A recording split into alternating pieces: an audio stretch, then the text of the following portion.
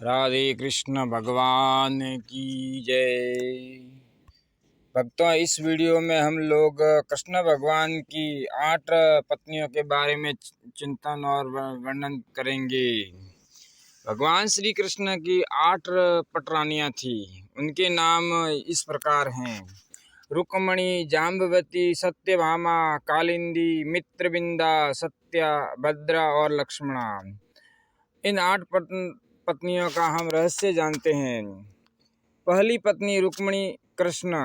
महाभारत के अनुसार विदर्भ के राजा भीष्मक की पुत्री रुक्मणी के 5 भाई थे: रुक्म, रुक्मरथ, रुक्मबाहु, रुक्मकेश तथा रुक्ममाली। रुक्ममाली सर्वगुण संपन्न तथा रुक्मणी सर्वगुण संपन्न तथा अति सुंदरी थी। उसके शरीर में लक्ष्मी के शरीर के समान ही लक्षण थे, अतः उसे लक्ष्मी स्वरूपा कहा करते थे। भीष्मक और रुक्मणी के पास जो भी लोग आते जाते वे सभी श्री कृष्ण की प्रशंसा किया करते थे। श्री कृष्ण के गुणों और उनकी सुंदरता पर मुग्ध होकर रुक्मणी ने मन ही मन तय कर लिया था कि वह श्री कृष्ण को छोड़कर अन्य किसी को भी पति रूप में स्वीकार नहीं करेगी। उधर श्री कृष्ण को भी इस बात का पता हो चुका था कि रुक्मणी परम रूपवती होने के साथ साथ सुलक्षणा भी हैं, किंतु रुक्म चाहता था कि उसकी बहन का विवाह चेदीराज शिशुपाल के साथ हो। शिशुपाल रुक्मणी से विवाह करना चाहता था। रुक्मणी के भाई रुक्म का वह परम मित्र था। रुक्म अपनी बहन का विवाह शिशुपाल से करना चाहता था। रुक्म ने माता पिता के विरोध के बावजूद अपनी बहन का शिशुपाल के साथ रिश्ता तय कर विवाह की तैयारियां शुरू कर दी थी। रुक्मणी को जब इस बात का पता लगा तो वह बड़ी दुखी हुई। उसने अपना निश्चय प्रकट करने के लिए एक ब्राह्मण को द्वारिका श्री कृष्ण के पास भेजा। अंततः रुक्म और शिशुपाल के विरोध के कारण ही श्री कृष्ण को रुक्मणी का हरण कर उनसे विवाह करना पड़ा। शिशुपाल श्री कृष्ण की बुआ का पुत्र था।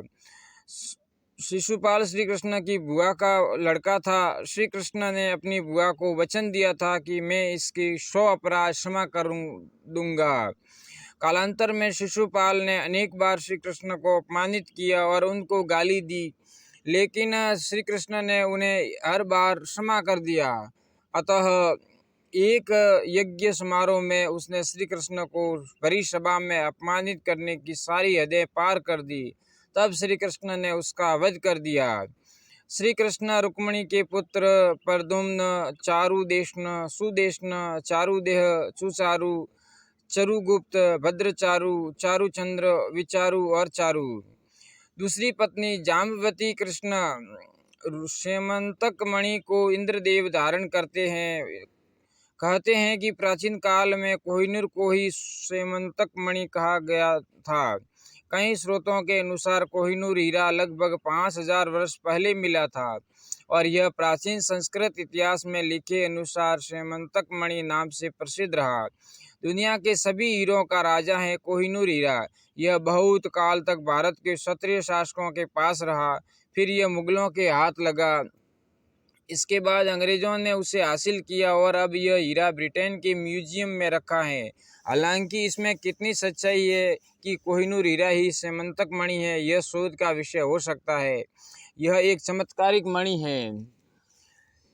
भगवान श्री कृष्ण को इस मणि के लिए युद्ध करना पड़ा था। उन्हें मणि के लिए नहीं बल्कि खुद पर लगे मणि चोरी के आरोप को असिद्ध करने के लिए जाम्बवंत से युद्ध करना पड़ा था।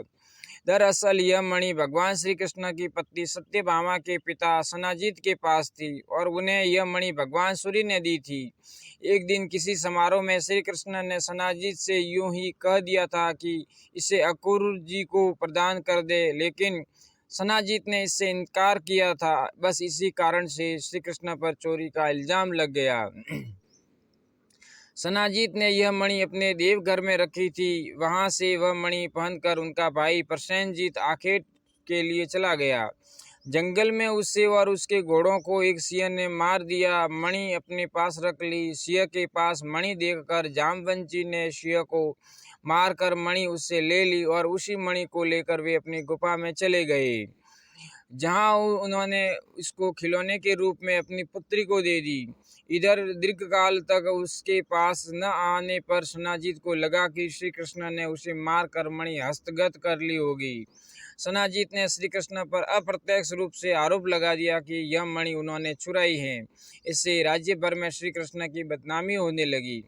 तब श्री कृष्ण को यह मणि हासिल करने के लिए जामवंत जी से युद्ध करना पड़ा। बाद में जामवंत जब युद्ध में हारने लगे तब उन्होंने अपने प्रभु श्री राम को पुकारा और उनकी पुकार सुनकर श्री कृष्ण को अपने राम स्वरूप में आना पड़ा। तब जामवंत ने समर्पण कर अपनी भूल स्वीकार की और उन्होंने मणि भी दी और श्री कृष्ण से निवेदन किया कि आप मेरी पुत्री जामवती से विवाह करें। जामवती कृष्ण के पुत्र पुत्री शांब, सुमित्र, पुरुजीत, सत्यजीत, सहस्त्रजीत, विजय, चित्रकेतु, वसुमान, द्रविड़ और क्रतु। शांब के कारण ही कृष्ण कुल का नाश हो गया था। शांब ने दुर्योधन की पुत्री लक्ष्मणा से विवाह किया था। तीसरी पत्नी सत्यभामा। कृष्ण भगवान उस मणि को लेकर वापस आते हैं और जब वो मणि सनाजीत को दी गई तो सनाजीत को बड़ा दुख हुआ, गलानी भी हुई और लज्जा भी आई कि मैंने श्री कृष्ण पर नाहक ही हत्या और चोरी का आरोप लगाया। उसने श्री कृष्ण से क्षमा मांगी और कहा कि मैं अपनी गलानी को मिटाना चाहता हूँ। इसके लिए मेरी पुत्री सत्यभामा को आपको सौंपता हूँ, आप उसे स्वीकार करें। और उन्होंने कहा कि यह मणि भी आप रखिए दहेज में। कृष्ण ने कहा यह मणि तो आफत का काम है और दो मणियाँ मिल गई एक मणि के चक्कर में, यह मैं नहीं रख सकता, यह आप ही रखिए, मैं आफत की मणि, यह आफत की मणि है। मणि के कारण राजा सनाजीत की पुत्री श्री कृष्ण की 3 महारानियों में से एक बनी। मणि के कारण सनाजीत की पुत्री श्री कृष्ण की 3 महारानियों में से एक बनी। सत्यभामा के पुत्र का नाम भानु था। सत्यभामा को एक और जहां अपने सुंदर होने और श्रेष्ठ घराने की राजकुमारी होने का घमंड था, वही देव माता अदिति ने उनको चिर यौवन का वरदान मिला था। वही देव माता अदिति से उनको चिर यौवन का वरदान मिला था, जिसके चलते वह और भी अहंकारी हो चली थी। नरकासुर के वध के पश्चात एक बार श्री कृष्ण स्वर्ग गए और वहां इंद्र ने उन्हें पारिजात का पुष्प भेंट किया। वह पुष्प श्री कृष्ण ने देवी रुक्मिणी को दे दिया। देवी सत्यभामा को देवलोक से देव माता अदिति ने चिर यौवन का आशीर्वाद दिया था। तभी नारद जी आए और सत्यभामा को पारिजात पुष्प के बारे में बताया और उस पुष्प के प्रभाव से देवी रुक्मिणी भी चिर यौवन हो गई। यह जान सत्यभामा क्रोधित हुई और श्री कृष्ण से पारिजात वृक्ष लेने की जिद करने लगी। हरे कृष्ण, राधे राधे। सत्यभामा के पूर्व जन्म की कथा। सत्यभामा ने एक दिन श्री कृष्ण से पूछ लिया कि मैंने कौन से ऐसे कार्य किए हैं जिसकी वजह से मुझे आपकी पत्नी बनने का अवसर मिला है।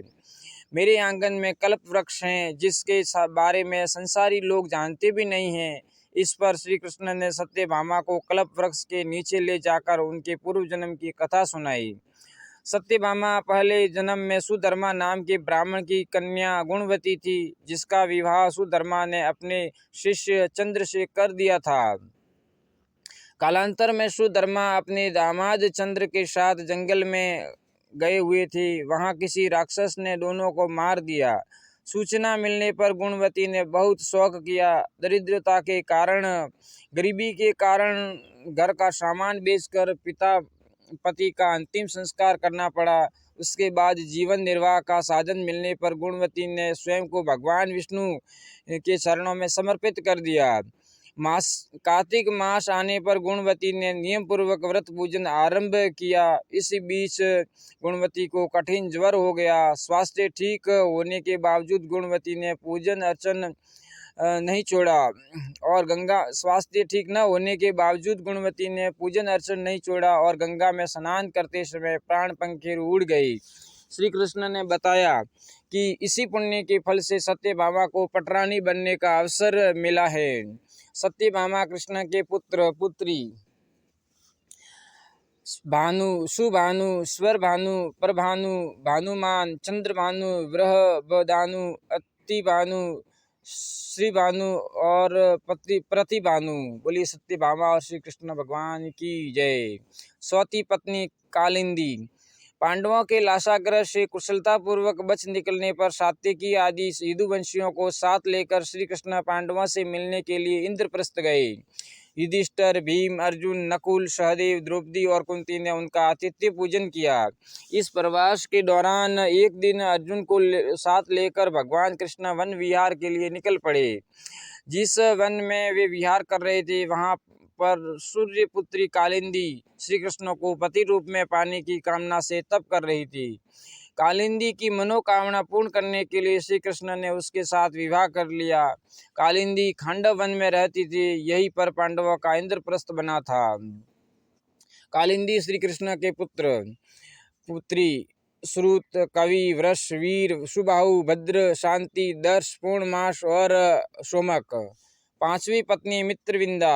एक दिन कृष्ण वन विहार के दौरान अर्जुन के साथ उज्जैनी गए और वहां की राजकुमारी मित्रविंदा को स्वयं वर लाए थे। श्री राम, सीताराम, राधे कृष्ण। मित्रविंदा श्री कृष्ण के पुत्र वृक, हर्ष, अनिल, गृध, वृदन, अनाद, महांस, पावन, वही और सुधी। छठी पत्नी लक्ष्मणा। श्री कृष्ण के पुत्र पुत्री प्रघोष, गात्रवान, सिंह, बल, प्रबल, ऊर्ध्वग, महाशक्ति, सह, ओज और अपराजित। सत्या। एक दिन भगवान श्री कृष्ण ने कौशल के राजा नग्नजीत के 7 बैलों को एक साथ नत कर उनकी कन्या सत्या से पानी ग्रहण किया। सत्या के पुत्र का नाम वीर था। सत्या श्री कृष्ण के पुत्री वीर, चंद्र, अश्वसेन, चित्रगुप्त, वेगवान, वृष, आम, शंकु, वृषु और कुंती। 7वीं पत्नी भद्रा। सत्या के बाद उनका कैकेयी की राजकुमारी भद्रा से विवाह हुआ। भद्रा श्री कृष्ण के पुत्र संग्रामजीत, बृहत्सेन, शूर, प्रहण, अरिजीत, जय, सुभद्र, वाम, वायु और सत्यक। 8वीं पत्नी लक्ष्मणा। भद्र देश की राजकुमारी लक्ष्मणा भी श्री कृष्ण को चाहती थी, लेकिन परिवार कृष्ण से विवाह के लिए राजी नहीं था। तब लक्ष्मणा श्री कृष्ण अकेले ही हर कर ले आए। लक्ष्मणा के पिता का नाम बृहत्सेना था। लक्ष्मणा कृष्ण के पुत्र प्रघोष, गात्रवान, सिंह, बल, प्रबल, ध्वगम, महाशक्ति, सह, ओज और अपराजित।